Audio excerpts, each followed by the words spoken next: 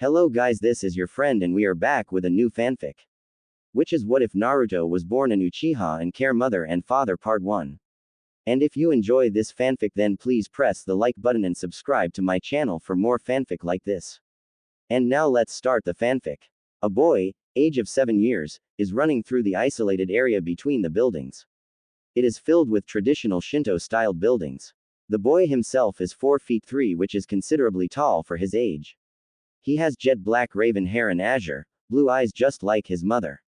His brothers apparently did not inherit the eye color that only he and his mother shared. He has slightly tanned skin and has a lean build for his age. Slight traces of baby fat can be found on his face as they accentuate his face pretty well. He is wearing a dark blue kimono and frantically crying because he previously heard writhing, nightmare-inducing screams coming from the main side of the compound. On the back of his kimono is a crest. The crest is that of a fan divided in 2 sections. The top half is red and lower half is white. However, now the color of his eyes have changed out of pure instinct. Just a few days ago he had learned that his remaining living brother had gone missing and was considered dead. His eyes had evolved from the traumatic news he had heard. A small opaque black dot lies in the center of his red iris. Surrounding the dot are 3 tomo, lazily spinning as if they are waiting for something to happen.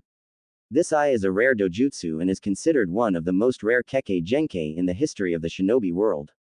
The Sharingan. These eyes are known only to manifest in the eyes of those who belong to the Uchiha clan. Said boy is also an Uchiha. He had awakened his at age 6 and trained ever since an incident changed his life. He did however hide this fact at his brother's request. His name is Naruto Uchiha. This is his story. Naruto Uchiha was born to the lesser branch of the Uchiha clan, but he is nonetheless an Uchiha. Sometimes though he had been treated worse than dirt because of what his father Genjiro Uchiha did. He was considered somewhat of a traitor in the eyes of his fellow clansmen. Why you ask? Genjiro and his wife Satsuki Uchiha were once considered the greatest Uchiha to emerge from the branch side of the clan since Kagami Uchiha. When Satsuki became pregnant with their first child, she immediately decided that she would quit the life of shinobi and raise a family. She had lost her brother in a battle that caused her to awaken the next stage of the Sharingan. The Mangekyo Sharingan. However, she was wise like her husband Genjiro, who had also awakened the Mangekyo, and rarely used it, fully aware of the consequence that followed from too much usage of the evolved dojutsu. After their first son was born, she was over the moon as was her husband. Their first child was Obito Uchiha. He was a kind child who had inherited his parents' traits through and through. The main difference was that he was a slow learner when it came to being a shinobi. He would wear goggles and proclaimed that he was going to be the first Uchiha who became Hokage. He would later go on to study under Minato Namikaze, one of the most up-and-coming elite Junins of Konoha. 5 years after that, their second son Shisui Uchiha was born. Even from a young age he showed signs of being a prodigy. Yet unlike the normal Uchiha who would immediately gloat about this and inflate his pride so as to it could touch the sky, Shisui was rather kind in his behavior and very humble about his skills. He especially looked up to his brother Obito, who may have been weak in the eyes of the elite, but to Shisui he was what a shinobi should be. A person who never gives up and overcomes the odds. 8 years later, the family of 4 received news that make them happier than ever. Satsuki Uchiha is pregnant. Genjiro is happy that he would become a father once more, while both his sons are ecstatic to say the least. Obito was jumping in joy that he would once again be an Aniki to another little guy, while Shisui was happy at the fact that he would be an older brother. Their happiness was short-lived however. An event changes the world. The Third Great Ninja War begins. As usual, Iwagakure is the cause of this once more. Genjiro Uchiha, one of the brightest leaf shinobi to emerge, was sent to the front lines and was part of one of the most important battles during the early stages of the war. During a raid in the Land of Waves, he had seen battalions of Iwa shinobi who had taken over the place and seemed to be oppressing the people. A portion of his team that he was leading had been captured by Iwa forces. Seeing that he would have to sacrifice his team, he disregarded all the rules and kicked the mission to the curb. He saved the lives of 15 Chunin and 10 Genin. He had also liberated the Land of Waves, but the Iwa forces understood the strategy the Hidden Leaf had played and they changed their entire tactical plan towards the Canopy Bridge. In other words, Konoha had blown their chance to plan a surprise attack on Iwa because Genjiro had valued the lives of his teammates and the people of Nami no Kuni more than the mission. He was however killed in action while saving the people. His greatest regret being that he could not see his newborn son being born into the world. He was not even given a proper burial as Root had decided to burn his body on spot so that no secrets could be spilled. Witnesses watched this and nobody protested against the fact that he would not be buried at his village. All the honor he got was a name on the memorial stone in Konohagakure no Sato. The Uchiha were outraged at the humiliation that Genjiro had brought them and had driven the family of 3, soon to be 4, to the edge of the Uchiha compound. Oftentimes the fellow clan members would berate and verbally abuse the family for bringing great dishonor to the clan. To his family, however, they understood why he did it. He valued the lives of others over himself. To them he was a hero. That was just who Genjiro Uchiha was. A selfless shinobi. Even the general citizens of Konoha looked at them with disgust because, to their lesser knowledge, he had cost them an important victory in the early stages of the war. Obito had often spoken up against this, but the clan elders paid no heed as he was from the lesser branch of the family. Obito had sworn that once he became Hokage he would make sure the elders would apologize to him and get rid of the stupid system that divides the clan. Sadly for the young Uchiha, he never got that wish to come true. He had sacrificed himself in the Battle of the Kanobi Bridge, which resulted in Konoha winning the Third Great Ninja War. Obito Uchiha was remembered as the shinobi who stayed behind and activated the explosion seals that destroyed the bridge. The right side of his body was crushed beneath a boulder, but he still pulled through with the mission after his team safely got away. Even after that, the family was looked down upon. They were known as the Uchiha lambs. Only useful as sacrificial lambs, as some of the main members of the Uchiha household had put it. Obito's legacy, however, had lived on through his teammate Kakashi, who had Obito's Sharingan in his left eye. It was a gift from Obito to him, and his family appreciated the fact that their son and brother had a true friend, who would not waste the gift, and Kakashi himself had adopted Obito's way of living as a shinobi. A girl named Rin Nohara was also his friend but had died a few months after the war. Shisui would later go on to continue his brother's wish to protect his family and the village. He was quickly recognized as a prodigy and also awakened his Mangekyo Sharingan at the age of 8 after he heard his brother had died. He had previously awakened the Sharingan at age 5 after nearly dying because of an attack by unknown Anbu who committed suicide before they could be interrogated. However, as the darkness came to consume the family, a new light was born. 3 months after the war ended, Satsuki's third child was born. Naruto Uchiha. When Naruto was around 2 months old, the nine-tailed fox attacked and killed a lot of people in the village. The fourth Hokage, Minato Namikaze, had sealed the beast into an unknown newborn girl. He saved the village at the cost of his own life. The village had started to suspect the Uchiha clan, as they knew that the Kyuubi could be controlled by the Sharingan. Some of the people even called the youngest child of Genjiro a sign of calamity, as his birth had resulted in an attack 2 months after he was born. Naruto Uchiha was a mix between his mother and father if his looks said anything. In terms of personality, he was like both Shisui and Obito. He had Obito's somewhat goofy approach to life and was always calm like Shisui. Even the verbal beratings did not matter to Naruto Uchiha. He knew that he had his mother and brother who would always be there for him. He had also somewhat of an older brother figure in Itachi Uchiha. Itachi was a few years younger than Shisui but was his best friend. As Naruto had once eloquently put it, Itachi was not one of the Uchiha who had a stick up in his. Where a child had learned a term like that was beyond everyone present during the event. This had resulted in his mother chasing him comically, but he was able to avoid it every time. Normally he would run too fast or use the most powerful jutsu known to children, puppy eyes no jutsu. Naruto's personality drastically changed when his mother died from a disease when he was 6. This incident resulted in him awakening his Sharingan, with 2 tomo no less. Shisui decided that he would train his Autoto. He secretly began training him, and much to his surprise he was also a prodigy, albeit one that progressed at an abnormal rate. Naruto had rarely ever used the Sharingan and could do the traditional Uchiha fire-style jutsu after one go. Only Shisui and Itachi had known about his unnatural progress. He was even considered by both those prodigies to be someone who would give them a hard time once he grew up. He was, however, told to hide his skills at all times by them. He agreed with them without a second question. He had also inherited his oldest deceased brother, Obito's dream to become Hokage. He would do it for his brother and get rid of the boundaries that separated the 2 Uchiha family branches. Other than Itachi, he was close to Makoto Uchiha. She was the wife of the clan head, Fugaku. She was a very nice and kind person. She often used to tease him about how he would grow up to be a real ladies' man. This came on when he accidentally blurted that if he ever got married it would be to someone beautiful like Makoto. Realizing what he said, he had gained an embarrassing blush on his face, and she would often tease him to grow up so she could marry him. Her younger son Sasuke, who was the same age as around him, was quite weird, at least in his opinion. He always looked to be getting his father's attention and constantly trying to do things Itachi had performed at his age. He would also ignore Naruto for some reason. Naruto, however, in general was happy despite all the shit the universe decided to throw at him. His Sharingan training went well and he had successfully mastered his Tsutomu, but only Shisui knew about that part. A few days ago he received news that Shisui disappeared and was presumed dead. His eyes changed into the three Tomo Sharingan. His entire world had been broken apart. His only family was dead. Not even Itachi was around after that. Now, in the Uchiha clan compound.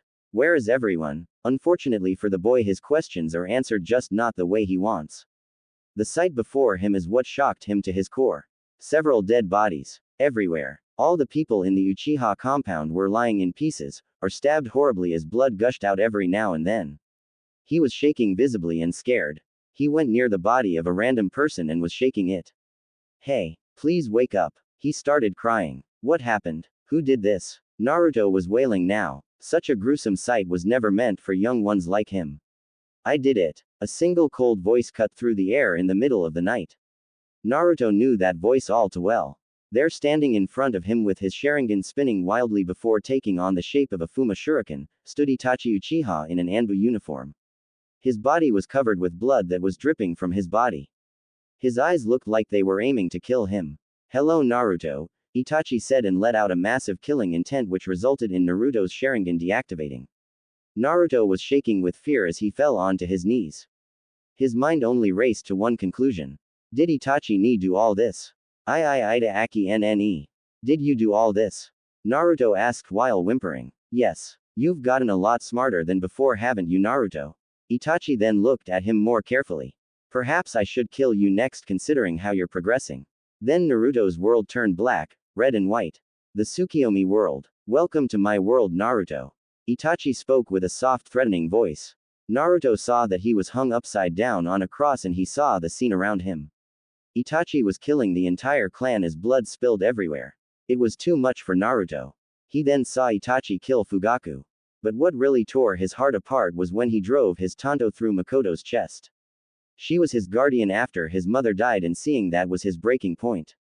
Please stop it, Itachi ni-san. Please help me. Naruto cried out for his brother Shisui. I'm afraid Shisui can't help you, Naruto.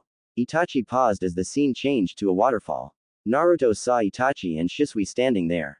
Shisui's back was turned to Itachi, when Itachi stabbed him with a tanto and ripped out both of his eyes. Shisui's body was falling into the large chasm where the waterfall was from the injuries he suffered. As Shisui fell, he looked towards Naruto and spoke. Why didn't you help me out, Oto? Naruto let out a scream hearing this from his only brother. Then something strange happened. The red sky of the Tsukuyomi world was starting to shatter. Itachi saw the reason as his genjutsu broke. Uchiha clan compound. Mangekyo Sharingan, Itachi muttered as Naruto's eyes changed to the shape of a four-bladed scythe joined in a circle. Imagine Obito's Mangekyo with 4 blades instead of 3, as his eyes began to slightly bleed from the usage. It seems that you have the same eyes as me, Naruto. Yet you cannot use it yet properly. Itachi then turned around to leave. When you are strong, come find me. Then we shall see who is the strongest of the Uchiha clan. These weak, pathetic clan members did not prove to be the challenge. Embrace your hatred, only then you will be able to defeat me and avenge Shisui. There is no way you could kill Ni-san, Itachi ni, Naruto said in a soft voice as the bleeding had stopped and his Sharingan had deactivated altogether. You're too kind to do this, Itachi ni. One day you will answer everything to me. I know it, Naruto said with a sad smile and grew even more sad when Itachi turned towards Naruto. Itachi was shedding silent tears of sadness and said a few words before leaving. Quote. Goodbye, Aoto. Itachi disappeared into a flock of crows. The darkness began to take Naruto. But then something else happened. He could feel the presence of something nearby. It felt all too familiar, yet unknown at the same time. He then heard a swirling noise before he fell unconscious. The next day, the village hidden in the leaves heard the tragic news. The Uchiha clan, one of the founding clans of Konoha, had been wiped out by Itachi Uchiha, who wanted to prove his strength and presumably had cracked under the pressure of being an Anbu captain at such a young age. He left behind 2 survivors. His own younger brother Sasuke was now clan head and another member from the branch clan, whom everyone recognized as the son of Genjiro who had shamed both the clan and the village. From then on, the age at which the students would enter the academy had changed. Now they would be admitted 9 and would graduate at 14. The academy standard had also considerably dropped to a more basic level, to the point where even civilians could become genins without any problems. A foolish part on the council's part. However, the standards for the shinobi exam had been dropping for some time now. And not just in Konoha but the other major shinobi villages as well. Peace was deteriorating the overall skill shinobi had. Konoha Hospital. Naruto had woken up and was interrogated heavily by the shinobi as to what happened. He explained briefly that he had entered the compound after having ramen for the first time at Ichiraku's. He went inside his home and heard screaming coming from the main compound. He went in to find the dead bodies and Itachi had put him under a genjutsu. When asked about the blood they found on his face, Naruto put on his best poker face that Shisui and Itachi had taught him and explained that he had accidentally stumbled onto a dead body without looking properly and fell face first onto the body. They believed that the 7-year-old was not lying about such a traumatic event and left him to recover. Sasuke, on the other hand, had gone on to bubbling out everything that had happened. He was later treated like a prince. The last Uchiha, of noble birth. How the village would treat him like a glass doll if the civilian council had anything to do with it. Naruto was a stain on the existence of the Uchiha. A branch member but now one of the last 2 loyal Uchiha left. Now they treated him a bit nicer as he had gone through a significant trauma. Naruto still did not want to get out of the hospital. He wanted to fake his injuries to remove some suspicion from him. He needed to pretend he was a weakling. Shisui had drilled this into him a long time ago. A true shinobi always hides his true skills, and his greatest weapon is deception, the wisest words Tobirama Senju, the second Hokage, ever spoke. He went to the bathroom and channeled chakra to his eyes as they changed into the Sharingan. He channeled even more and they changed shape as it took the form of a 4-bladed pinwheel. It was mesmerizing to Naruto, but he felt significantly tired and his eyes hurt just a little bit at a time. He came out of the bathroom and lied down on the bed. He looked up at the white ceiling. Itachi ni, I will find out why you did this. Naruto said, not knowing how his life had been set on a course from last night. Naruto and his mother Satsuki were walking towards the Naka River. He could see the distasteful looks his own clansmen were throwing his way. Look, it's the traitor family. It's that Genjiro's spawn and his wife. Sacrificial lambs. That's all that family is good for. Why are they still allowed to live in the compound after the shame they brought? Naru-chan. Naruto was broken out of his thoughts and found 2 kind blue eyes looking into his own cerulean pools. Is something wrong? Gomen Ka-chan. Naruto spoke with a sad look on his face. I know you and Ni-san told me to ignore what everyone says about us, but sometimes the things they say, it hurts so much. Naruto finished as a small sad look formed on his face. True, his brother always said that shinobi restrain their emotions, but this was hard sometimes. Words hurt more than actions. Satsuki came down to his level and pulled him into a soft hug. Even Naruto knew that his mother's health was not too well. She was not as strong as she used to be. Oftentimes he had to go to the hospital with her to get her a thorough checkup and come back home with bags of medicine that helped soothe her condition. Shisui worked overtime in the Anbu Black Ops to get more funds to find out if there was a cure to his mother's disease that was slowly eating away at her. Naru-chan, never pay attention to what the villagers or the clansmen ever talk about you. Satsuki said with a sad smile. Your 2-san and Obito Ni-san were heroes of the leaf. Always remember that. Sochi. Hi-ka-chan. Naruto tightened the hug on his mother and clung to her like a lifeline. After Shisui, she was the only family that Naruto had. Sochi, would you like to see your 2-san and Ni-san again? Satsuki smiled and activated her Sharingan. Naruto shook his head and blurted out a no immediately. He then hugged his mother even tighter. It's okay, Ka-chan, Naruto said as he suppressed a sob. Sometimes Satsuki would perform Tsukuyomi to show him illusions of his father and Obito. He would laugh at how both of them were goofballs at times. Satsuki's Tsukuyomi was very powerful and at times felt like a separate reality itself. However, Naruto also knew that the strain it caused on her mother was too much and any further complications would make her even weaker. I already know what they were like. Besides, I have you and Ni-san. That's all I really need. He released the hug and looked at his mother with a kind smile on his face. She cupped his cheeks and gently kissed his forehead. My little Naru-chan, you're going to be a fine man when you grow up. Satsuki then stood up as Naruto held her hand and walked towards their destination. Suddenly a soft tug was felt on Naruto's shoulder. He turned around to see Shisui standing there with a goofy grin on his face. Yo Autoto. As soon as Shisui said this, Naruto pouted cutely. He hated the fact that Shisui could easily sneak up on him. Of course, this was Shisui, the teleporter known for perfecting the Shunshin no Jutsu to a new level. Hell, he left afterimages because of his proficiency. Ah, is little Naru mad I sneaked up on him again? Shisui asked with a cheeky smile. Naruto was now annoyed and Satsuki was giggling at the interaction between her sons. One of these days, Ni-san. One of these days you'll see just how strong I become. Then you won't be able to sneak up on me anymore. Naruto said with his chest heaving with pride. Shisui simply stared down at his brother and saw that his mother was looking at both of them with a sweet smile. A smile that was too sweet. All of her sons including her husband were afraid when she smiled like that. Shisui's sweat dropped and knew that if he teased his Autoto any further there'd be hell to pay. After all, Satsuki Uchiha had loved Naruto more than any of her children. Instead, he just ruffled his younger brother's hair and smiled at his proclamation. You know what, Autoto? I have no doubt you will. Shisui said this and hugged his little brother, who simply gave into it. He picked up Naruto on his shoulders and asked where they were going. After hearing they were going to the Naka River, Shisui decided to accompany them. He just returned from a mission and wanted to spend his free time with them and his friend Itachi as much as possible. He had yet to get girlfriend, of course, even Itachi had one. This often caused dark clouds to gather over Shisui's head as he would sulk in the corner. Naruto especially found this habit of his hilarious. Shisui of course did not miss the glares being pointed at them. He too was not bothered by what the people thought. His father had taught his sons a lesson that Shisui later passed on to his friend Itachi and later to his younger brother Naruto. A shinobi is a person who endures hardships and overcomes them. He is one who believes in self-sacrifice. He does not seek glory. A shinobi always protects his comrades.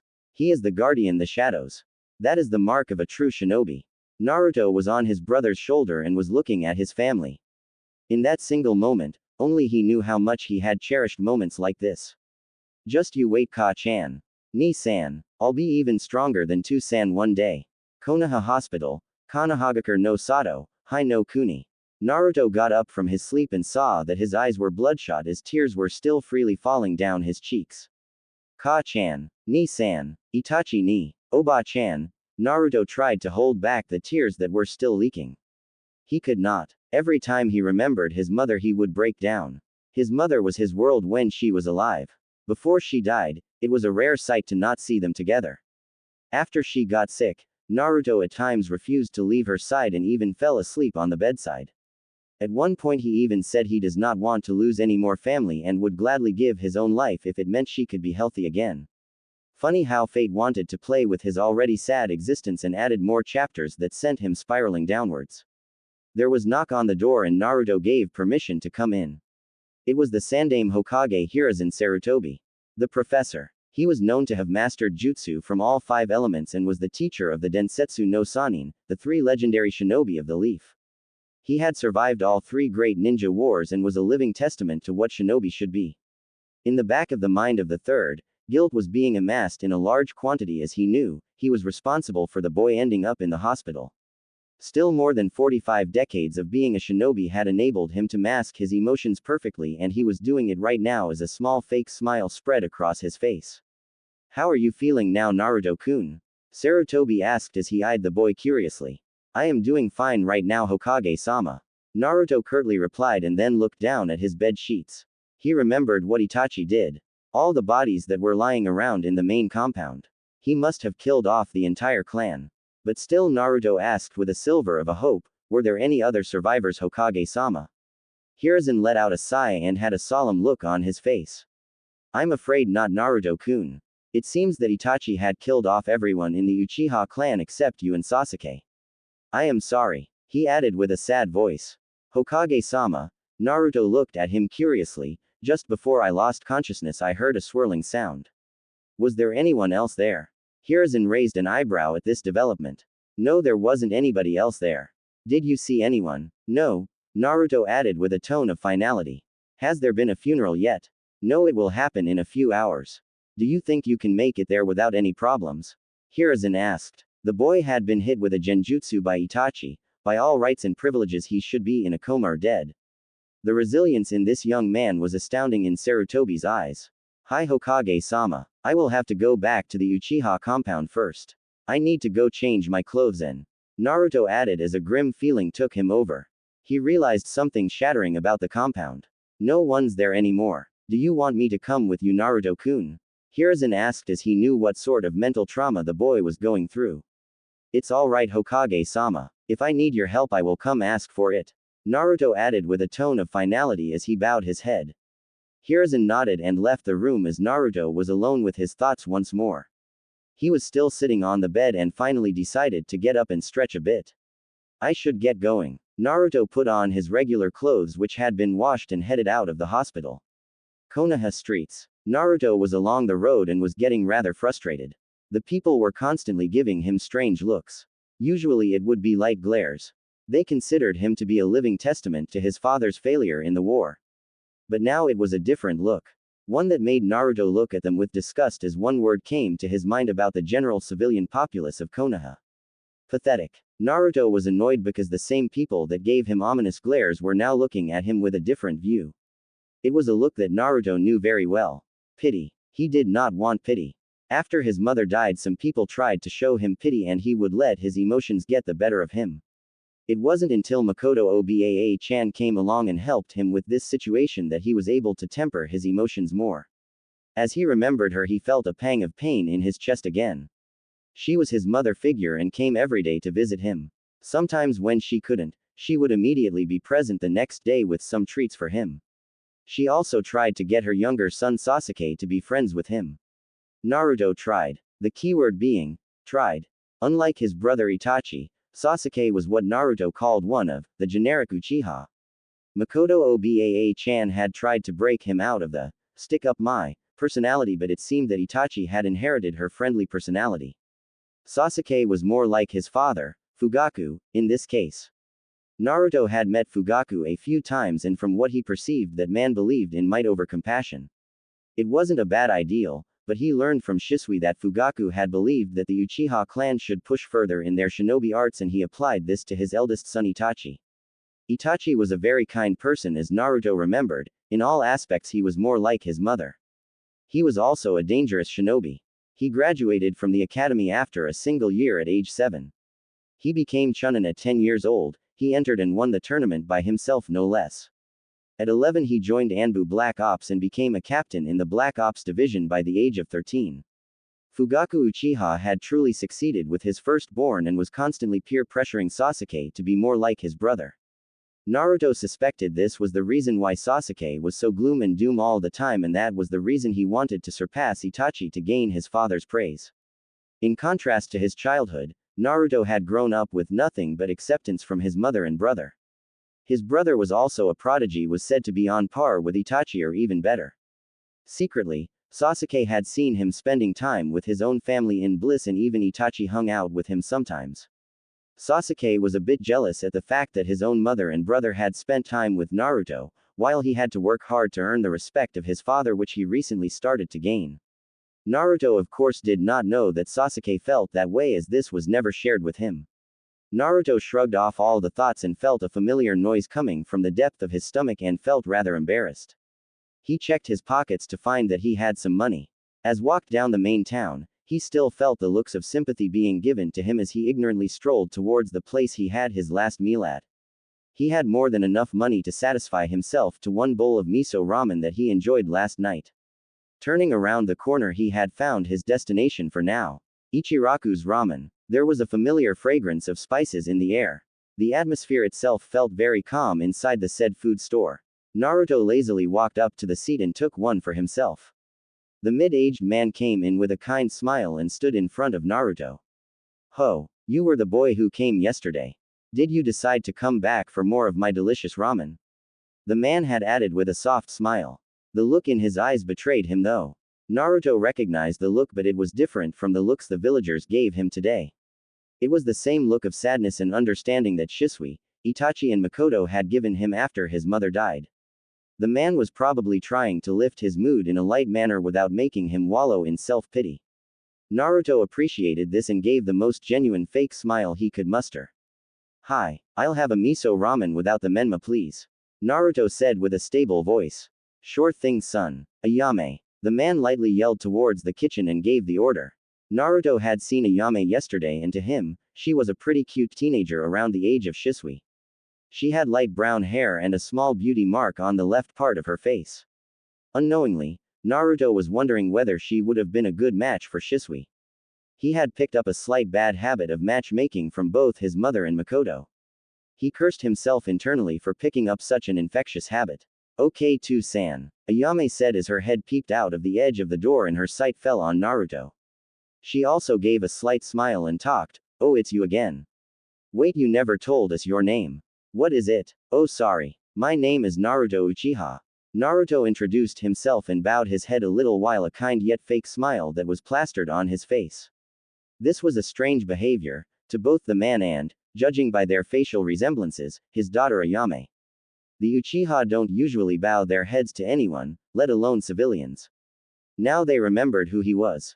The son of Genjiro Uchiha, who the common people considered a blight on their shinobi history. But another thing he said had caught their attention. So, your name is Fishcake? Ayame asked with a cheeky grin, and her father was about to say something but was cut off by said Fishcake. It means maelstrom, Naruto said with a low grumble. Ayame and her father were slightly snickering at his behavior.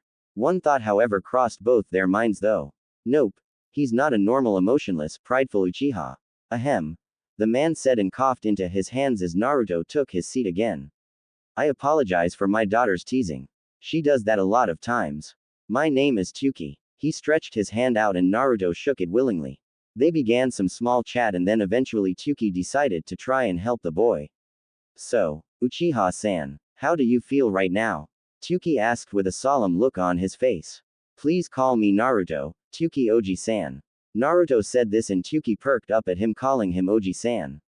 The boy was truly kind and it continuously seemed to amaze the father-daughter duo as to how normal and down-to-earth an Uchiha can be. He came here yesterday but he hardly spoke and there were a lot of people at the same time. And I am doing fine for now.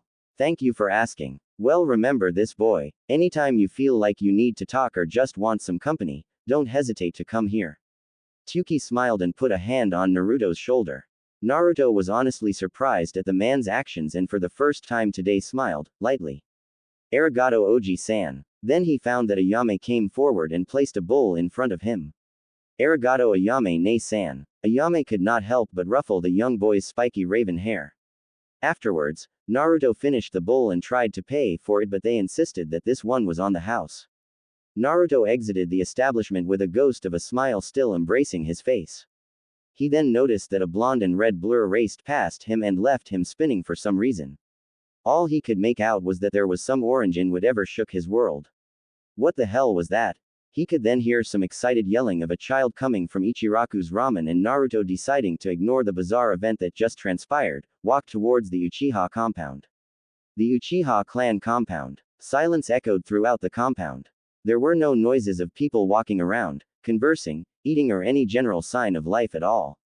There was still some dried blood scattered across the ground. It testified what happened less than 24 hours ago. Naruto strolled through the general empty populace and closed his eyes. This was an exercise he had often performed. Shisui told him it would come very handy one day. He did not open his eyes. The images of stabbed bodies and blood splatters were etched into his mind. He could still see them. Eidetic memories stamped into his mind as each and every detail of the gore he witnessed where he used to stroll by came to haunt him. He unconsciously headed towards his house. It was empty. He took off his sandals and went for a shower. After he came out, he put on a black full-sleeved shirt and blue pants. His hair was unkempt and one of the bangs overshadowed his eyes. He roamed around the house a few times more before activating the silence and privacy seals. His brother had shown him the hand seals as to how to activate them and he memorized them with the Sharingan. The reason he had done this was simple. In his room, near the leg of his bed, he found that the edge of the wooden floor splintered. It was done with a kunai, as Naruto himself had often practiced with them enough to know what sort of mark a kunai leaves. This was strange because this was a secret compartment he and Shisui had made. He placed his arm accordingly on the piece of wood and the entry piece was taken out. He found a storage scroll inside. It had the 3 tomo of the Sharingan at one end of the scroll. Naruto had developed a certain fascination towards Fuinjutsu and had begun the simple level 1 sealing from all the books his parents had. His mother and brother were shocked when they saw him trying to learn seals. It was a rare sight. An Uchiha interested in seals rather than offensive jutsu. He knew how a storage scroll worked and opened the scroll and pushed his chakra into the scroll. Nothing happened and Naruto understood the situation clearer. It was a blood recognition storage scroll. It was a bit of a high-quality seal, easily level 5. Naruto bit his thumb as blood started trickling out and he pushed the thumb down on the scroll along with a slight push of his chakra. The scroll opened and found that there were 5 more scrolls sealed into the scroll itself. The scroll, however, was empty and had no writing on it. Letting instincts take over, he activated his fully evolved 3 tomo Sharingan and saw that there was genjutsu on the scroll. He released with his Sharingan and read the contents in the scroll. Dear Autoto, if you're reading this, then it means I am most likely dead. I have written this scroll exactly 1 week after Ka-chan has died. I am sorry, Autoto, but sometimes we need to grow up faster than we should. I am probably committing treason while writing this, but you need to know. For the last 3 years, the animosity between the village and the Uchiha clan has increased. It started around the time the 9 Tails had attacked the village. The village in general suspects that we were behind the attack. I assure you we were not. I have joined the Anbu Black Ops and I have been assigned to be a double agent for the Hokage along with Itachi. It is my duty towards the village that binds me to spy on my own clan. If things keep going at the rate that they are, I fear a full-scale rebellion will occur and this will lead to a new ninja war. I will continue to do my mission to my village and not be tied down by the ties of the clan. When I was a child, I grew up in a time of war. I never want you to suffer the same fate our family has. I will assure it by any means necessary. Do not worry, Autoto. If I have passed on, I want you to move on. You have already awakened your Sharingan and I know you will surpass everyone from our family, no, our entire clan. You also have the same beliefs as Tu-san and Ka-chan. You will not fall to the hatred that has consumed one too many Uchiha. My only regret is that I will not be able to see my Autoto become the most powerful Uchiha to grace the elemental nations. I want you to carry on my dream. I know that one day you will be the one who will liberate the Uchiha's curse of hatred. Autoto, I have taken Ka-chan's eyes and sealed it into a stable glass chamber filled with chakra containment liquid. The vial itself is in one of the compartments of this seal. If you should awaken the Mangekyo Sharingan, do not overuse it. Eventually you will go blind. The only way to gain the powers of this dojutsu is to implant new Mangekyo within your eyes from a close relative. I have not taken these because I truly don't feel I am worthy of it. Remember, if you do awaken the Mangekyo, you must implant them into your own eyes eventually. Do not think of it as a bad thing. I am sure Ka-chan won't mind if you implanted her eyes into your own. You are her favorite. Make sure the operation is done by someone who is highly skilled in Iryo ninjutsu. All the nerves have to be aligned properly, otherwise it will be a complete waste. Also, go to the Naka River and head a few miles east from the usual spot where we used to hang out. You will find a ruin of sorts surrounded by Shinto threads and strings. Stand by the edge of the ruins and perform these hand seals. Remember, it can't done without the Sharingan, and the person who enters it must be an Uchiha. Tatsu, Ne, Tori, Mi, Inu, Tatsu, Uma, Ushi, Uma, Yu, Suru, Hitsuji, Tora, Mi. These are the hand seals for the secret entrance to the Uchiha stone tablet chamber. I want you to go there and read it. It will explain a lot about the Uchiha clan ancestry and the Sharingan's abilities itself. Remember, Autoto, do not fall to the arrogance and hatred that has tainted our clan for so long. I know you are better than that, just like Itachi. Also, if you find this delivered to you by not me, you can figure it was Itachi. He also looks at you like his little brother. I want you to know this, Autoto. I love you. We all do. Stay safe and grow up to be the fine shinobi we all know you will be. Your brother Shisui. Naruto was crying freely again. He understood a lot of it now. Shisui's fears were realized and came to fruition. The Uchiha clan must have planned a coup. That is why someone like Itachi Uchiha had killed off the entire clan so that the innocents in the village don't have to suffer. In harsh reality, Naruto did feel a bit of resentment towards the village. They had ostracized his father for choosing the lives of his comrades over the mission, they treated them like scum, and the occasional glares and words of resentment did not help at all. He then remembered what his family taught him: to not be bound by the limits of the clan. Expand your horizons and look at the greater good. Ni-san, Naruto spoke between the sobs. I will not let any of our family's sacrifice go in vain. I will carry on your dreams and protect the village. For all of us, I will protect the village from the shadows if need be. But I will also change the way the village looks at the Uchiha. I will change the Uchiha clan. Naruto opened his eyes as the three tomo spun wildly. If one were to look closer, you could almost see the silhouette of a chakra taking the shape of man that was clinging to Naruto's shadow. The Naka River. Naruto was skipping stones near the edge of the Naka River. This was their favorite spot on the river. He would sit there for hours while sitting with his mother or brother and stare off into the eternal water that always flowed there. He always felt a certain amount of peace when he stood in the exact same spot he was standing in right now. Skipping stones became a bad habit for him when it came to this place. It was instinctual. Shisui had often told him when he was younger that skipping stones was a good warm-up exercise for those who were not shinobi. He used to think it was an absurd lie.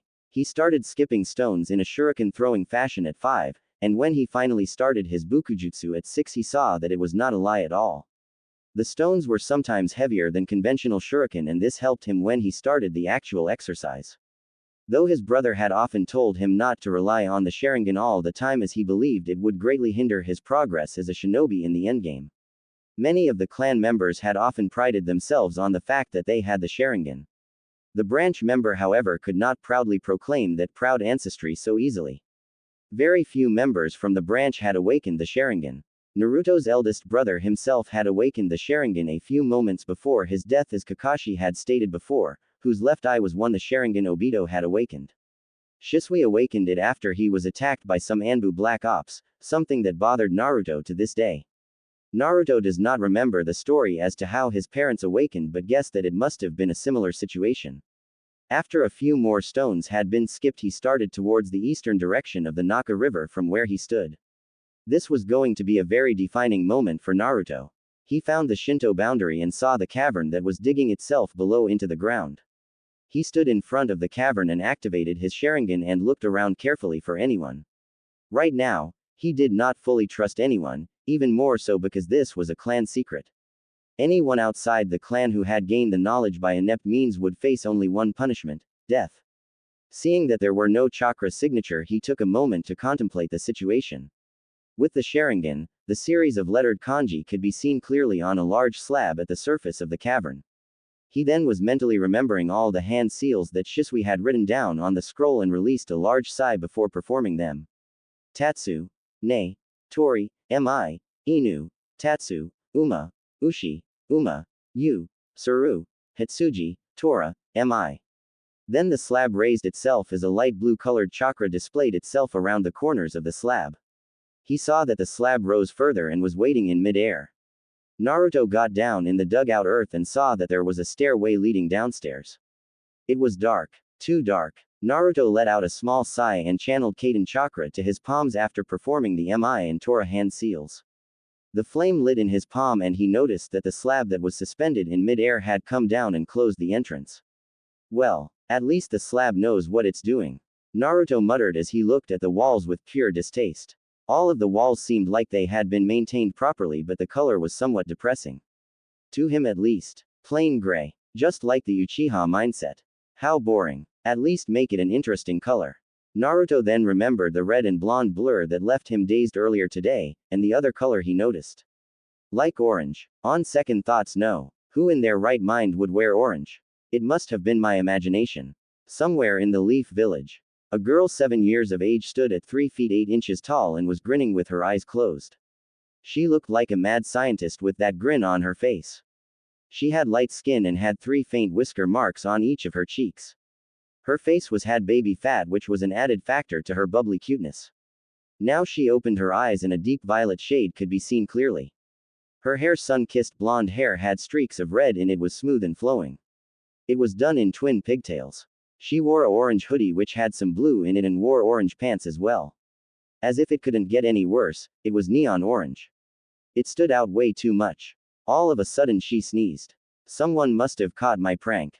Uchiha Stone Tablet Chamber. Naruto made it all the way down the stairs and found the said object that was mentioned in said scroll.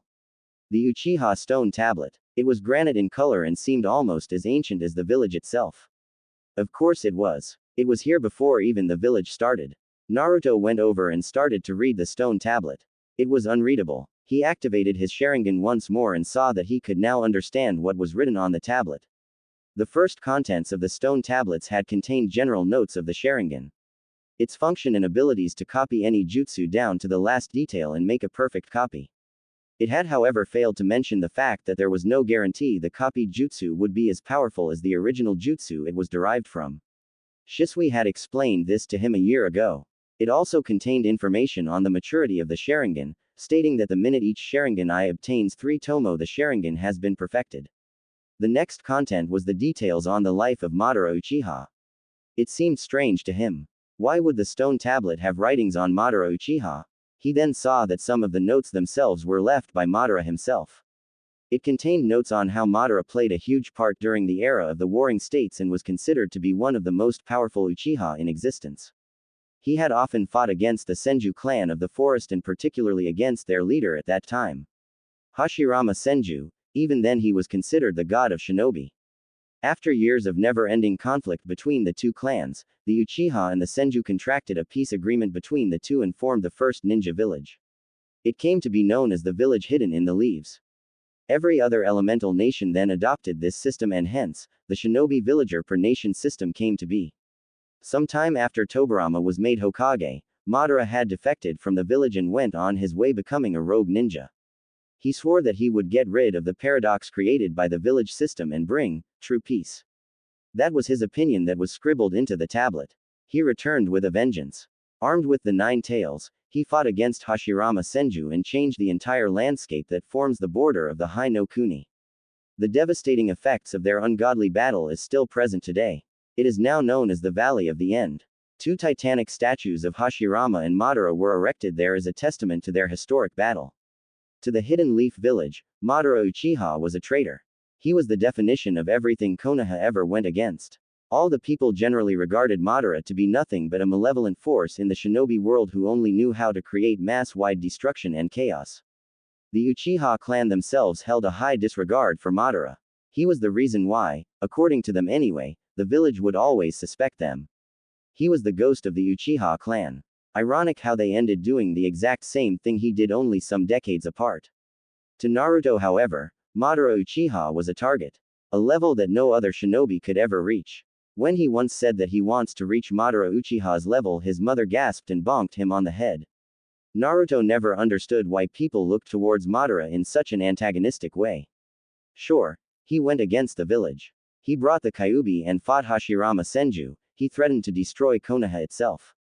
In general, he is the one shinobi a person should never dream to be. Why not? There was no denying the power that Madara held. He was the only one who could match the first Hokage, who is generally regarded to this day to be the strongest shinobi in history. Naruto wanted to be that strong. He wanted to reach the level Madara was at, but he would never turn his back on the village. Not after how his family had given their lives to protect their home. Doing that would be tantamount to spitting on their graves. Moving on, he read the second description of the tablet. He found the description of 2 dojutsu that were clearly written as forbidden jutsu.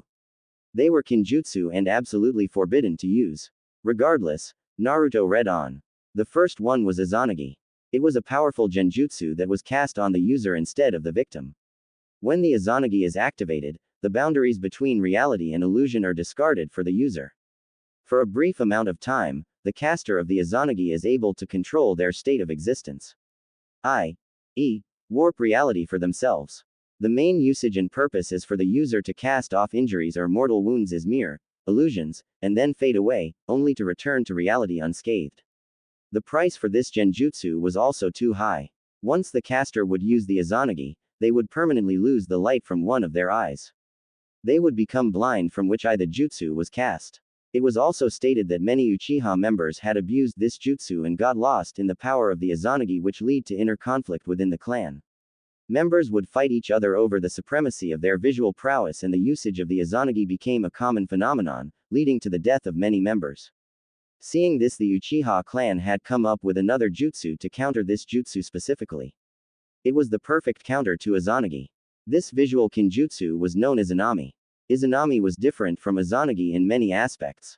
Whereas Izanagi had warped reality itself, the genjutsu prowess of the Izanami depended on physical sensations between the user and the target. To activate the technique, an arbitrary moment would be chosen at first. The caster then uses their Sharingan to remember the physical sensation felt by the bodies of both the caster and the target during that instant, called this moment A. Then after some time, the user must then intentionally replicate the sensation in the same way of that captured moment once more. They have to memorize this moment as well, moment B. The flow of time between the two events must also be carefully considered and recorded. Several other moments can also be recorded, but it is mandatory that the initial moment and final moment must be the same for the jutsu to work. The Izanami is then activated and the opponent's consciousness is then trapped in an infinite loop of events between the two moments. Between moment A and B, the more moments recorded between the two moments would result in a more effective application of the Izanami. Once captured, the body of the target stands motionlessly while the infinite loop of events keep repeating themselves. Even if the target becomes aware of the sensations and tries to cast it off as an illusion, it would be impossible to escape, unless one had truly accepted their fate. The real reason this jutsu was developed so that the abusers of the Izanagi could realize what they have done and finally realize their mistakes, so that they can reprimand themselves. In this case, the users of the Izanagi. The illusionary caster in the genjutsu is also somewhat sentient. The actions in the loop of events such as verbal actions would also be repeated on a never-ending loop. The illusion of the caster would also keep telling the victim to take a closer look at the chain of events brought forth by them and acknowledge their mistakes. The Izanagi has the power to alter destiny, but the Izanami has the power to decide destiny.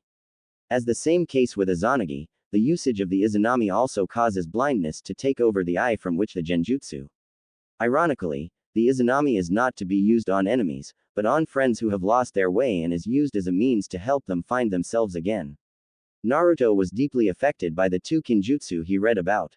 Silently, he prayed to whatever god was out there that he would never have to use either of these jutsu in his natural life. He then got on to the topic that was crucial to the Uchiha heritage and the powers their eyes held. The secrets of the Mangekyo Sharingan. It stated clearly that the Mangekyo Sharingan was the next level of the Sharingan.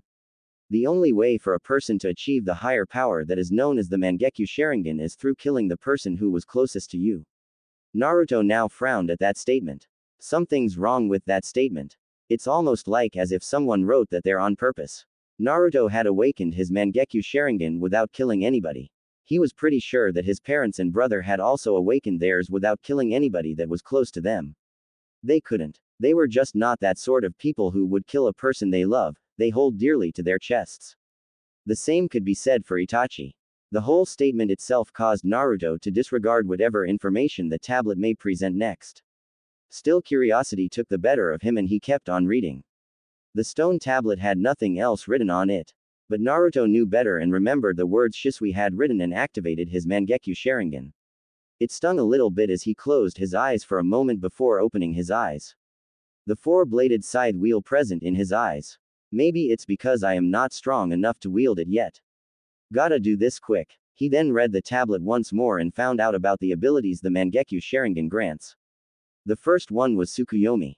It was considered to be a powerful genjutsu that alters the user's effect on time itself. The amount of time spent when caught in the genjutsu is exponentially multiplied to that of the actual time spent in the real world. Naruto shivered as he remembered the effects of the jutsu. How he had to watch Itachi slaughter the entire clan, murder Makoto and rip out Shisui's eyes. The next ability he read about was Amaterasu.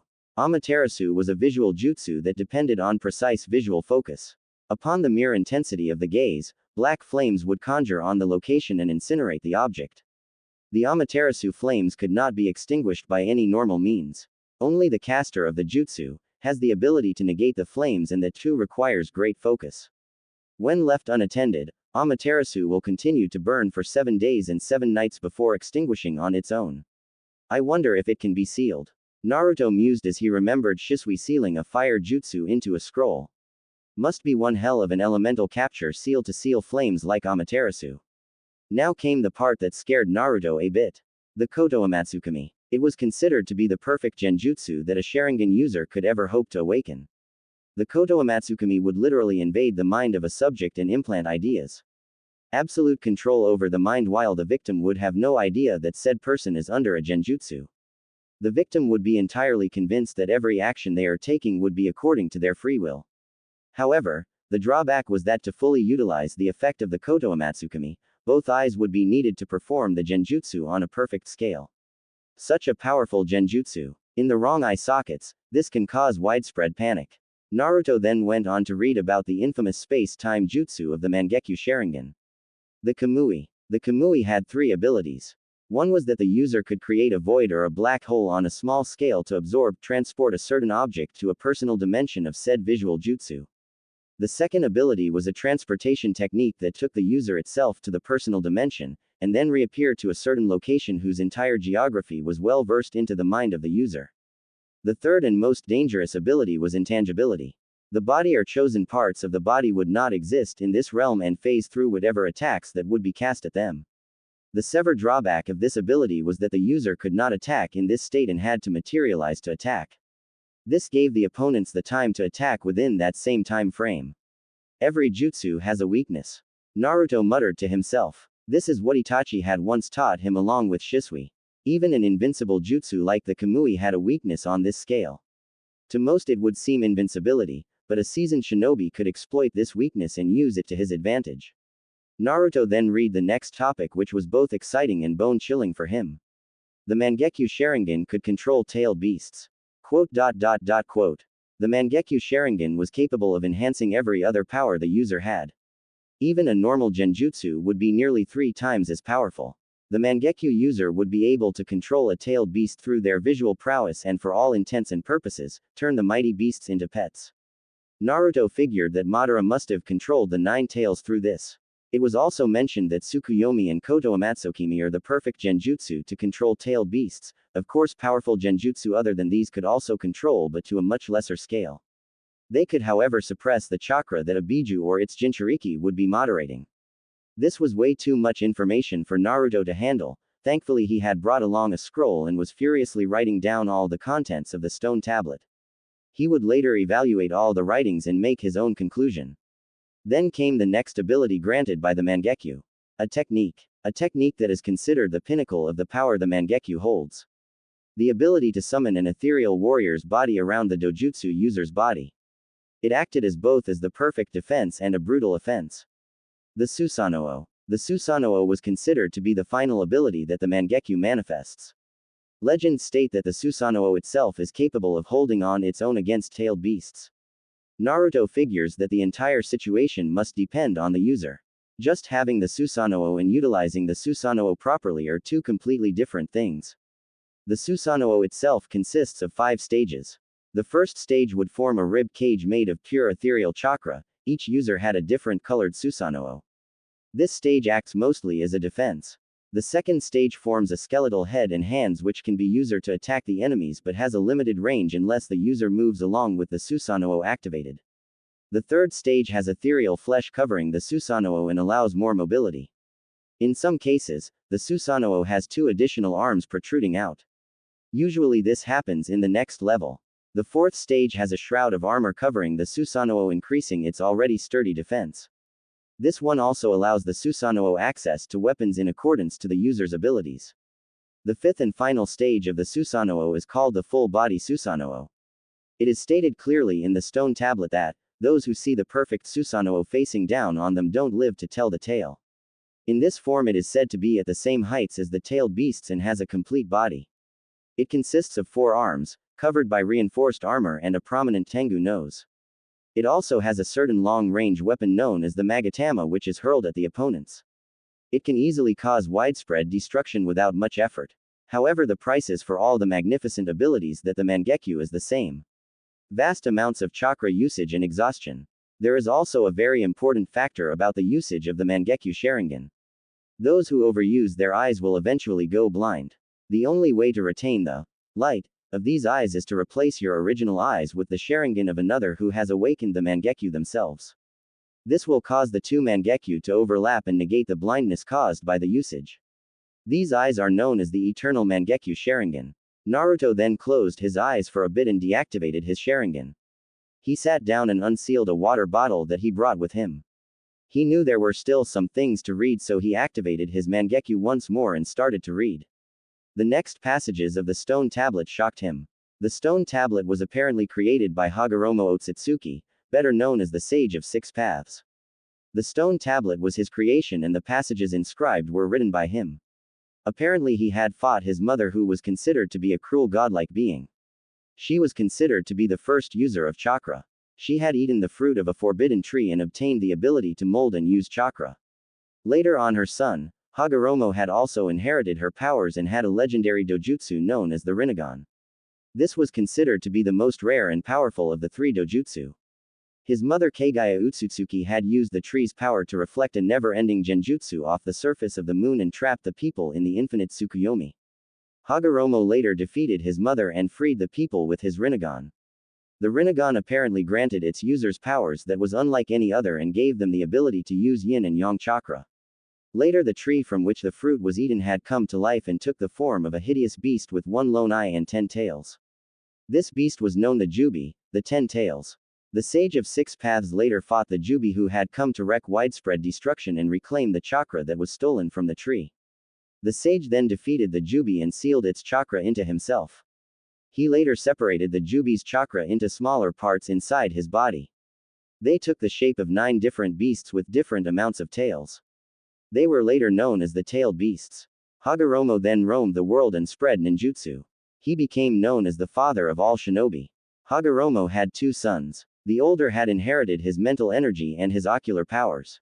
The younger one had inherited his physical powers and dense chakra. On his deathbed, the sage chose the younger son to be his successor, who believed that true peace can be achieved through the combined efforts of people. The older brother had always believed in power and conquest were the means by which the world would attain peace.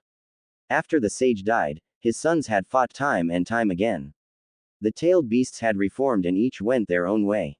Even now the descendants of the sage's sons were enemies. The older son's descendants came to be known as the Uchiha. The younger son's descendants came to be known as the Senju. Hence the cycle never ends. At the end stone tablet was a passage inscribed by the sage himself. Seeking stability, one god was divided into yin and yang. These opposing two acting together obtain all things in creation. This sentence had 2 meanings according to Naruto anyway. 1. 2 opposing forces would act together to bring peace. Or, 2. A person with both those powers could bring peace himself if he willed himself to. Naruto guessed that the combinations of the Senju and the Uchiha bloodlines would mutate the Rinnegan to exist. This is way too much information lying around on a stone tablet. Something's not right. Naruto stared at the tablet once more. He found another passage. When someone who possesses the power of samsara approaches the moon, an eye will open that is reflected on the moon to grant the eternal dream to those who were wronged. Sigh. Naruto sat down and closed his eyes for a long time. So the Mugen Tsukuyomi will redeem the Uchiha. Such nonsense. To take away the will of the people and trap them under an illusion forever. How despicable. Rakudo Senin. I don't know why you wrote that second verse. But, I am going to go with first conclusion of working together with an opposite force. This village itself is a symbol of what can be achieved when people work together. Though there are a few things that I'd like to change. Naruto got up and looked around the chamber and found a secret compartment. It was hidden under a genjutsu. It contained scrolls of ninjutsu and genjutsu. Naruto took them and sealed them into the scroll he brought with him. I'll return it later. He got up and was going to go the way back out, but saw there was another flight of stairs in the opposite direction and headed up. He used his Sharingan and performed the same hand seals. The door that blocked his path moved away. He was now in the Naka shrine. So the clan built a secret bunker beneath the shrine. No one would suspect if anybody held meetings there. How Uchiha of us. Naruto rushed back to his home. He sealed all the scrolls into his hidden compartment. Thanked the sage that Shisui had left more empty slots in the blood recognition storage scroll. He would have to study all the scrolls later. If he starts his training now seriously, he could deal with problems much more easily in the near future. He then got ready to go to the funeral.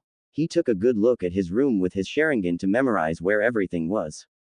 He could not trust people easily now. Unless they were genuinely dense, of course. Naruto stepped out of his house. He walked towards the gate of the clan compound to see that Sasuke waiting for him.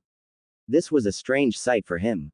Sasuke Uchiha had never even deigned to speak to him willingly and was now waiting for him. Maybe the clan massacre changed him. Where the hell were you? Sasuke asked with a cold tone. His eyes looked like they could bore holes through Naruto's body. Sorry. I still feel a bit weak. I had gone to the Naka shrine first to PR. Save it. Sasuke cut him off. Even now you disrespect your own clan. At least have some respect for the dead. Sasuke walked off leaving Naruto behind. Naruto simply looked at the fading figure of Itachi's brother walking into the distance. Looks like I was wrong. Kami, if you're out there, please help me bear my stuck-up Uchiha brethren. Konoha Cemetery. There was large table near Hokage burial sculpture. It had another sculpture that depicted the will of fire. It represented the will that Hashirama Senju believed in. The belief that people should band together and put aside their differences to work for a better future. It was the same belief that the sage's younger son believed in. Now Naruto, after seeing the devotion his family had towards it and how they would give their lives to preserve this, also believed in it with all his heart. The stone tablet only went on to further increase his faith. On the table were pictures of all the people that were massacred. Only 2 pictures mattered to Naruto more than anything else. Coincidentally enough, both were placed side by side. The first was Shisui Uchiha's. They could not find his body and assumed that he was dead, slain by the hands of Itachi as the village proclaimed. The second one was that of Naruto's aunt, mother-like figure, Makoto Uchiha. The only person after his family that gave a damn about him. He let off a sad and heavy sigh. What did she do to deserve this? What did any of the younger children do to deserve this? Because of the foolishness of some people the entire clan has to suffer. I will not let this happen again. The Uchiha clan will be redeemed. I will protect this village and the dreams of my ancestors. Madara Uchiha may have tried to destroy this place, but he also founded this village. The Uchiha clan and the elders had tried to rebel against the village in general and died because of them, but they forgot that this was their home. I will keep the dreams of my family alive. I will protect the village Shisui ni. Obito ni, I may have never met you but I will continue your dream and become Hokage and forever change the way of the Uchiha. Tu-san. Ka-chan. I will make you proud. Naruto laid the flowers on the pictures and personally laid more flowers on the graves. He saw that the clan heads of Konoha had come and some of them had offered Naruto their condolences. Their children and other members of their families had come as well. There was also a general number of civilians that had turned up as well. The surprising fact was that some of them had offered their condolences as to Naruto. That was a strange experience for him. Usually they throw verbal daggers at him, then Naruto understood the bigger picture. Trying to gain favors from the Uchiha clan, huh? Figured I was too young and naive. How foolish. He then saw that Sasuke had a genuine air of sorrow around him and was going to speak to him. He may have been in but he was still a clan member. He did not get the chance to. He was surrounded by many civilians, one of whom Naruto recognized. The woman in particular had a high-pitched voice who had often verbally berate his family. Seeing her, Naruto just walked away. He would have time to speak with Sasuke later. He then walked out. All the time he felt someone was watching him.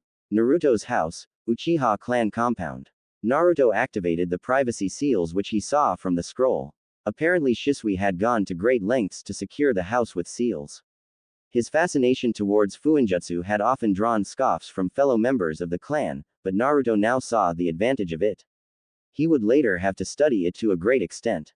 He then remembered what Kakashi, a former teammate from his eldest brother Obito's team, had once spoken to Shisui about. A single well-placed kunai can kill a man who knows over 1,000 jutsu. Wise words indeed. Now let's get started. Naruto took out a scroll and started to read it. He had already mastered the Academy Basic 3 a year ago and was well on his way to learn tree walking.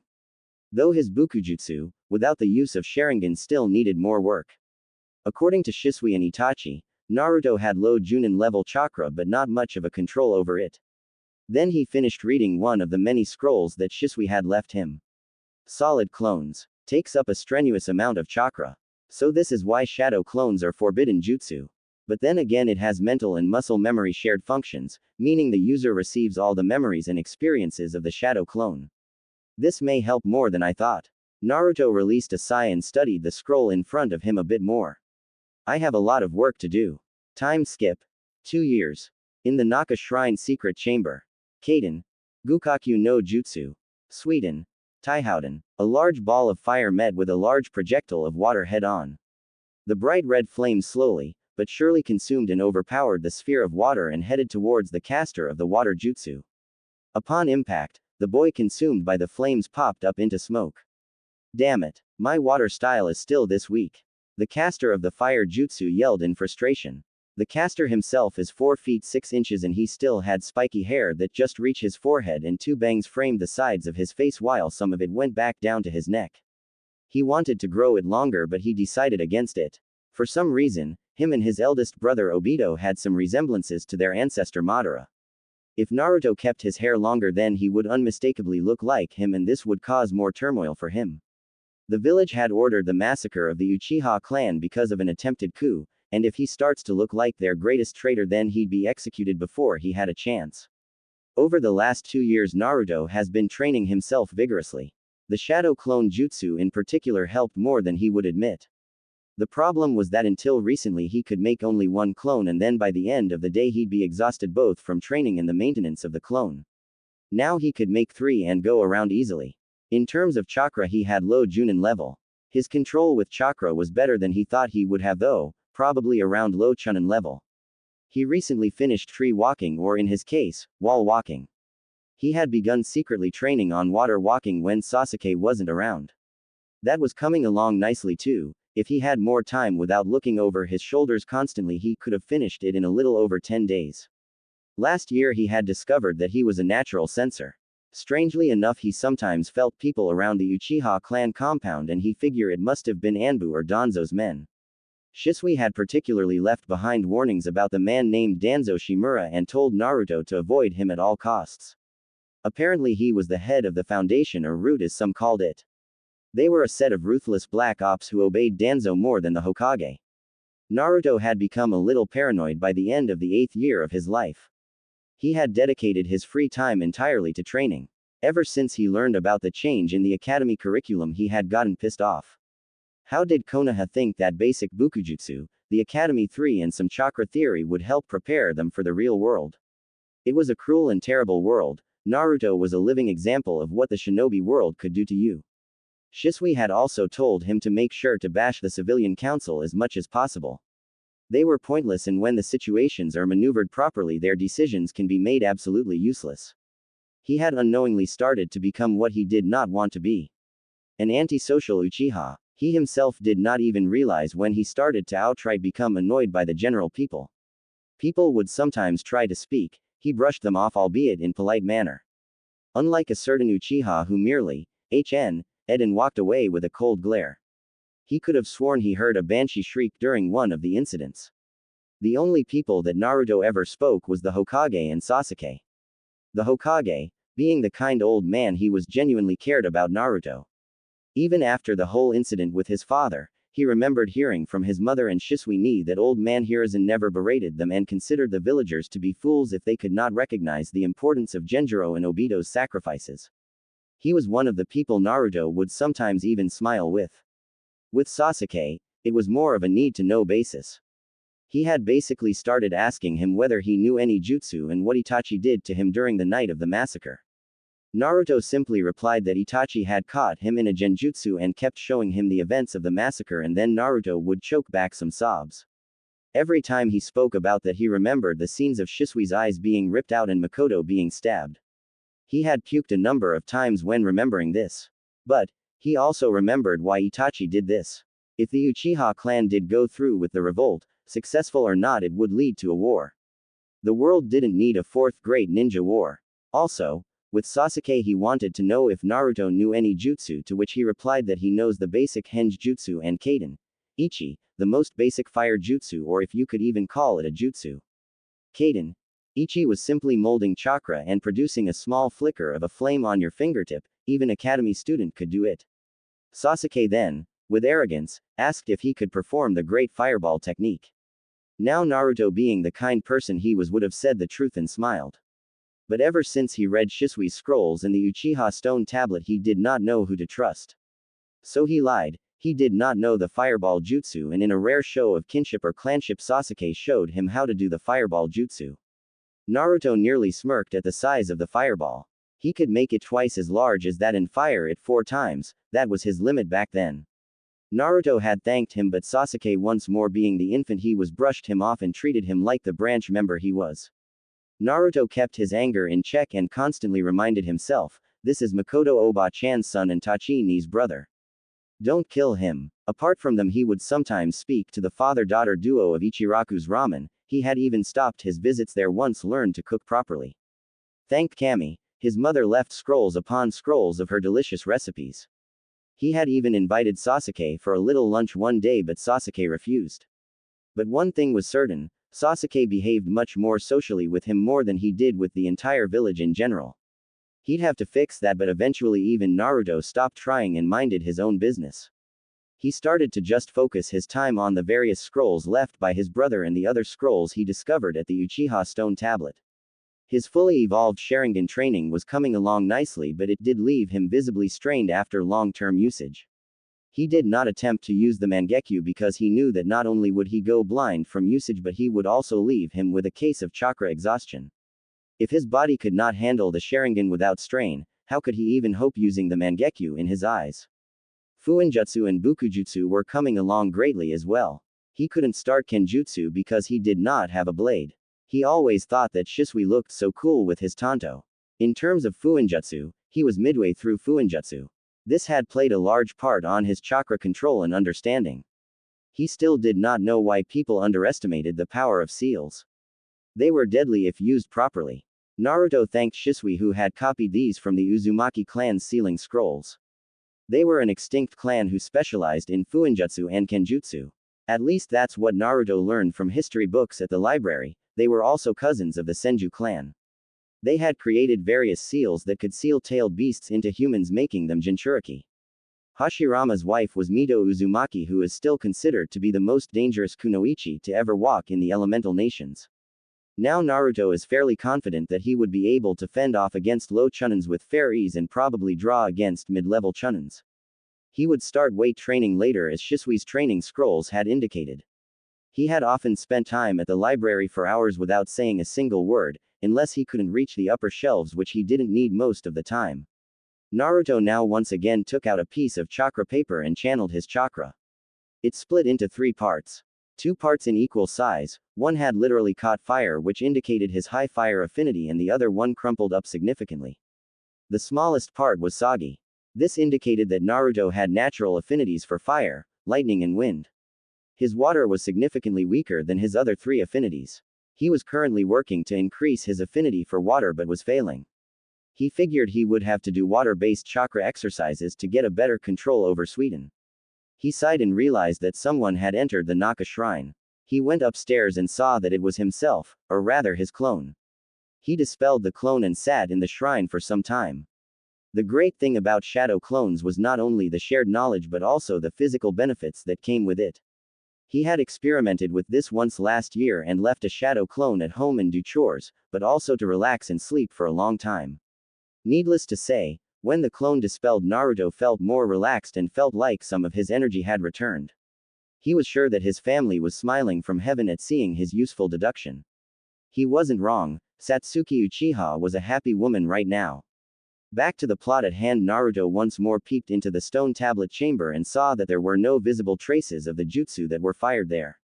Or any traces of chakra, as Naruto had constantly sparred with his clones. Maybe this place has a self-maintenance jutsu. Naruto thought aloud as he put a hand on his chin. Who am I kidding? If a jutsu like that existed, then people would never work. Naruto exited the shrine and went to his house. He did not feel like cooking.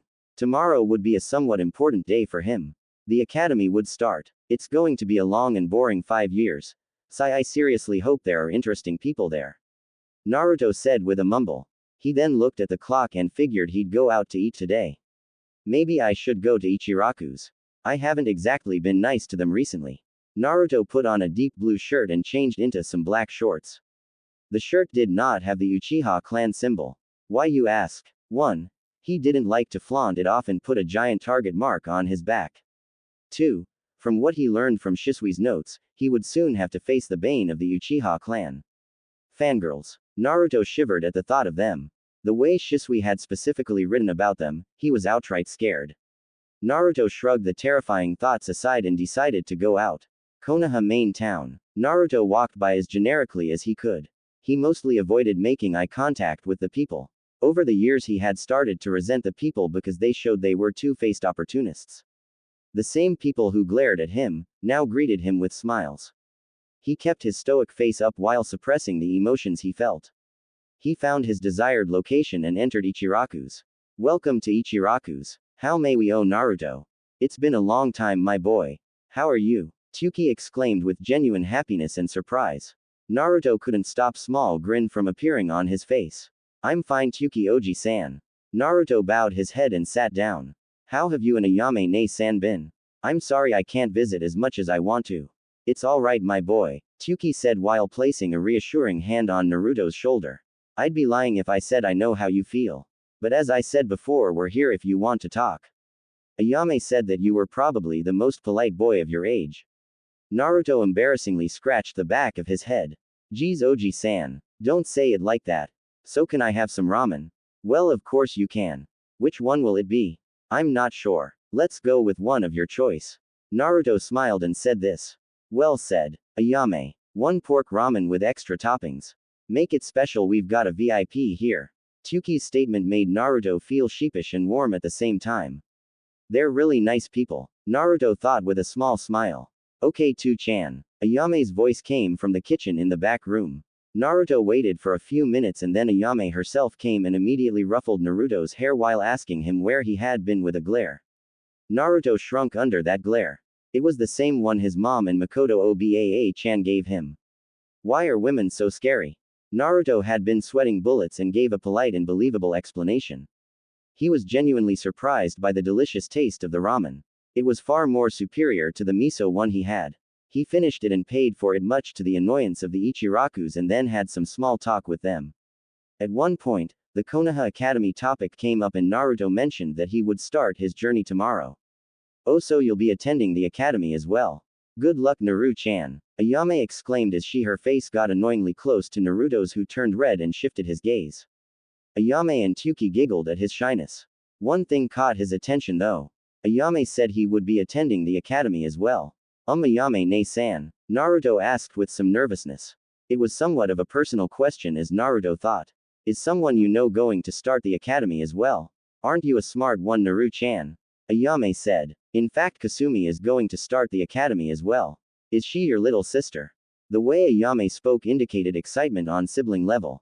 Shisui often spoke like this at Itachi while bragging about how Naruto would be better than Sasuke. You could say that. Ayame's answer left Naruto a bit confused and Tyuki spoke up. Kasumi is a little girl who comes here all the time. In fact, she's my #1 customer. Tyuki gave a small laugh. She's around your age and quite a ball of energy, that one.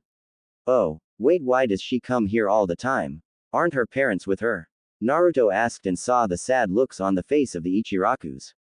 Naruto immediately understood and apologized to them. They said it was alright. Apparently they were really fond of this Kasumi person. He could only guess what she was like. Maybe she was kind and polite like him. She'd probably be well-mannered. The gates of Ikiraku's ramen were shot open as someone entered. Yo, Oji, Ayame-ne-chan. The next Hokage is here, TT Ibeo. A voice of a girl invaded the beautiful landscape of silence. Naruto was looking at the person the voice belonged to. She was around 4 feet 2 inches and had light skin. 3 whisker marks were endeared onto each cheek. Her face had significant amounts of baby fat. Her blonde hair looked as if the sun had decided to kiss it. There were noticeable shades of red in them as well, and it was done in twin pigtails. However, 3 things had caught his mind more than anything else. Her lips were pink. Naruto could tell when women put on makeup and other cosmetics, because of his sharp eyes. The second was the hideous garb of orange that was all over her body. Seriously, why was it glowing? The third and the last feature that captured his entire attention was her vision.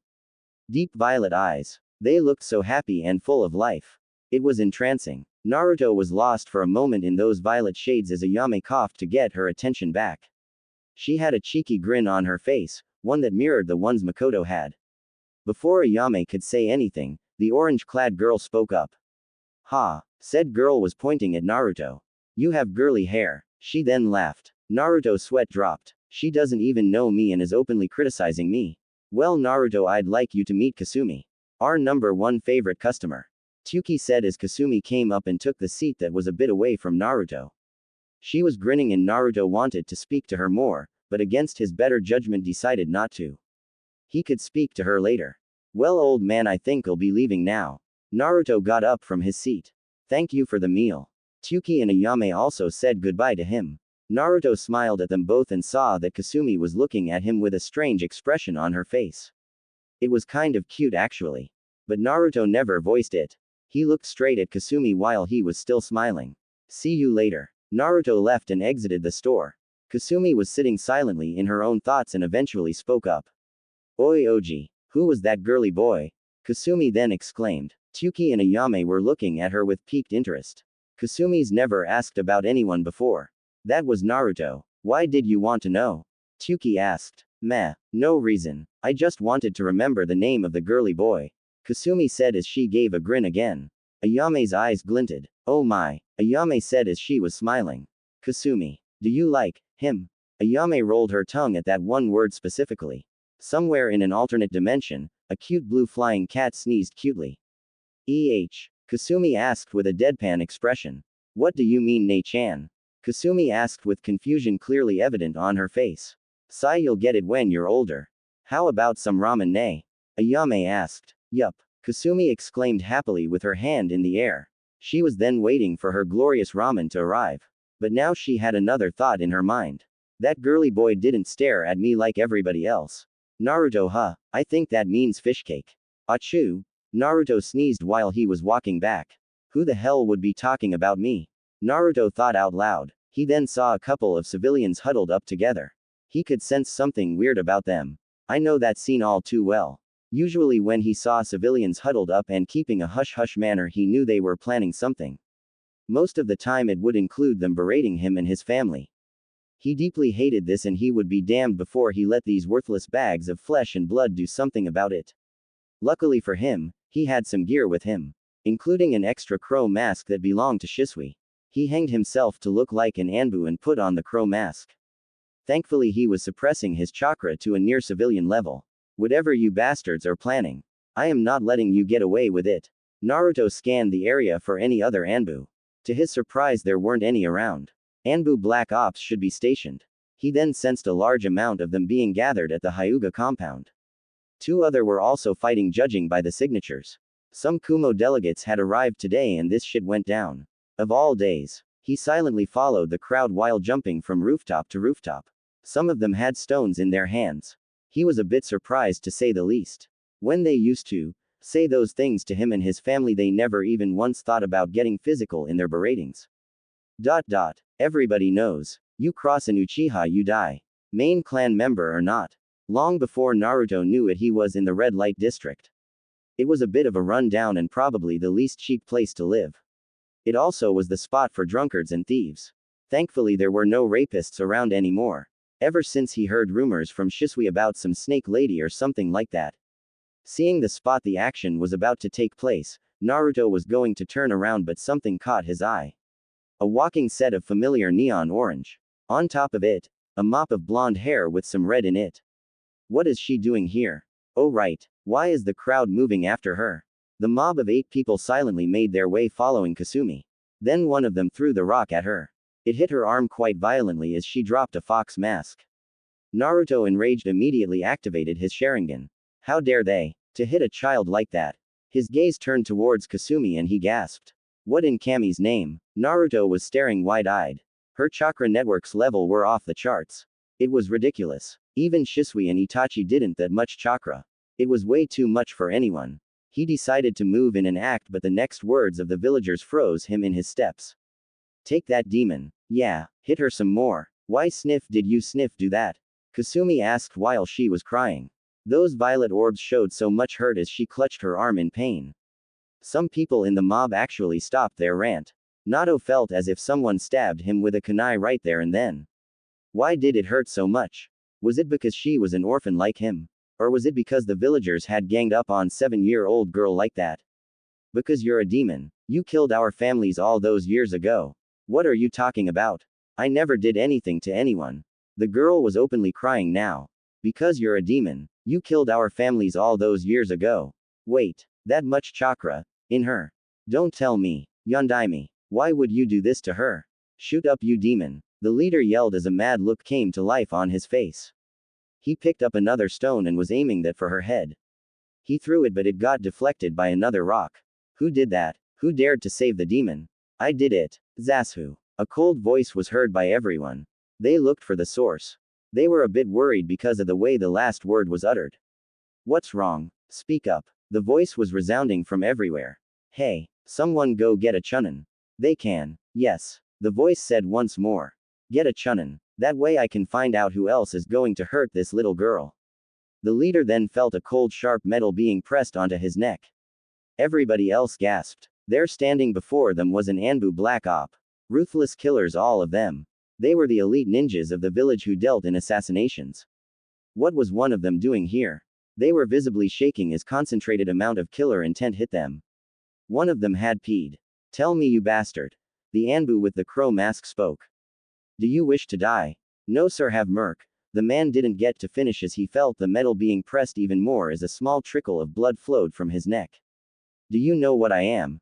The captive nodded. Good. Then you know that I can kill all of you worthless civilians without even trying. If the Hokage asks, I'll tell him the truth that you insignificant specks of flesh were abusing a harmless girl. Then your entire family gets what's coming to them. Do you want that, bastard? No sir. Please let us go. The Anbu retracted his kunai from the man's throat and reappeared in front of the leader. He punched him in the gut and proceeded to beat the rest of the civilians. You civilians don't have any control over this situation, so don't even think about going to that circus sideshow of freaks that you call a council. I am an Anbu Black Op. I only answer to the Hokage and no one else. If I gut every single one of you and make your bodies disappear, no one will give a damn. He was then placing them under a genjutsu. One that would change their minds on this. Make sure I never see you or any of you lackeys, including the ones not here, hurt or bother this girl ever again. Otherwise, one of two things will happen. 1. You die and I hang your bodies over the Hokage monument to show you why this is a shinobi village. Or 2. I keep you alive in an undisclosed location and you will be begging to be taken to T&I. Am I clear? The man finished. They all nodded and were frozen still at the man's proclamation. He was right. Anbu Black Ops were untouchable.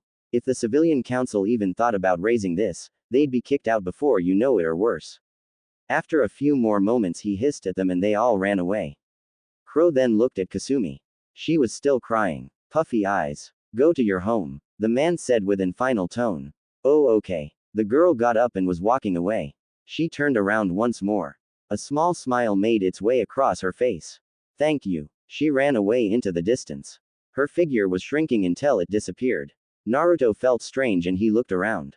He dropped the henge. He looked confused. Her smile. It was so. His attention then went to the mask that was still on the ground.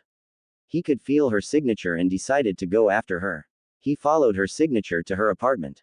The whole building was quite old. He went to her door, or he assumed this was hers. He was hesitant. His pulse was racing. Just give her the mask. Naruto. You can do it. Hell, you were going to kill that civilian few minutes ago. Wait, what? Shrugging those thoughts aside, he knocked on her door. He knocked once more and then the door opened. Kasumi came and she was wearing a white t-shirt with the Uzumaki swirl in the front and black pajamas. Her eyes were still puffy. Hey, it's you, she exclaimed with some nervousness in her voice. She then noticed the boy raised her hand and she backed off a little. You drop this, Naruto said as he handed her the fox mask. I'm sorry I couldn't bring the Anbu earlier. You brought the crow guy? She asked with a monotone voice. Why? Well, for one, the villagers shouldn't bully anyone like that, he said in an angry tone. Also because, well, you're kind of like me. What do you mean? Kasumi asked. Well, I don't have any parents either, Naruto said, and Kasumi looked down. Oh, I'm sorry. Kasumi was going to say something more, but Naruto spoke first. What for? It's not your fault. Kasumi looked up and then Naruto was looking at her eyes. Cerulean pools stared into the violet orbs. It took some time to realize what both of them were doing, and then they both blushed while looking away. Sorry, both muttered at the same time. Naruto smiled lightly and Kasumi grinned. You look better that way. When you smile, Naruto blurted out and then put his hands on his mouth. Stupid Naruto. Why would you say that? Kasumi blushed once more. This was the nicest thing anyone other than Hokage Gigi or the father-daughter duo at Ichiraku's said to her. It's okay, she said as she looked down hard at the floor as if she was trying to melt it. Thanks for bringing the crow guy in my mask. It's okay, Naruto said, who was still nervous after his previous blunder. Anyways, see you later. Oh right, I never asked your name. My name is Naruto. My name is Kasumi. The next future Hokage TT Bayo. She exclaimed happily. Okay then Kasumi. See you around. Naruto waved a goodbye and left. Bye. Kasumi waved as well and she closed the door. Sometime later, Kasumi brought out a cup of instant ramen and put hot water into it. She absolutely hated when you had to wait 3 minutes to wait for it. Her thoughts then went to the new acquaintance she made today. He was nice, for a girly-looking boy. She thought with a smile. She cursed as she saw only 1 minute had passed. Datbayo. Naruto thought out loud. Must be a verbal tic. It's kind of cute though. Damn it, Makoto Obaa-chan. He could almost feel as if she was looking at him with a teasing grin. Again, he wasn't wrong. Naruto had walked out of the red light district and made it all the way back to the Uchiha compound. He went into his house and ate a few fruits. A new day would start tomorrow for both of them. The beginning of their lives to become a shinobi. As both of them went to their beds, they had a similar thought and smiled. He has pretty eyes.